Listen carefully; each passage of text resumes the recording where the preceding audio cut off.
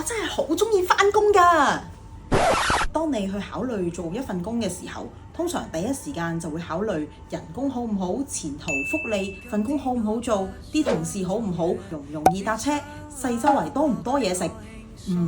不過無論你考慮過幾多，當初幾有熱誠，通常過咗一段時間之後，你總係會做到懷疑人生，甚至乎會覺得係被逼選擇，然後就可能會諗轉工、轉行，甚至攞辭，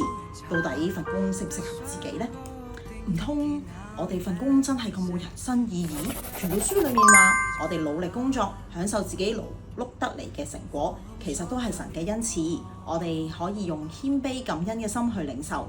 而睇創世記，我哋就會發現神俾我哋同萬物最唔同嘅祝福，就係我哋可以做佢嘅代表去管理大地。咁即係要做啲咩呢？例如你可以多啲去關心你嘅同事，多啲諗下人哋嘅難處，多啲欣賞人哋做嘅嘢，多啲同你遇見嘅人笑下，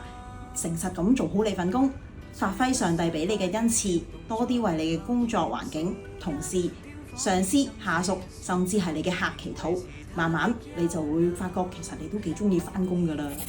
歌羅西書教我哋，無論做什麼都要從心裏做，像是給主作的，不是給人做的。或者你會覺得你嘅老闆、上司唔配得你咁落力咁樣去幫佢，但係唔好忘記，你真正嘅老闆其實係上帝，佢絕對配得你盡心盡性盡意盡力咁樣去為佢做到最好。作為管理層嘅你，試下調教下目光，唔好太專注眼前嘅事物，而令你睇唔到上帝俾你更大嘅藍圖。試下肯定啲咁樣跟我講一次，我真係好鍾意返工㗎。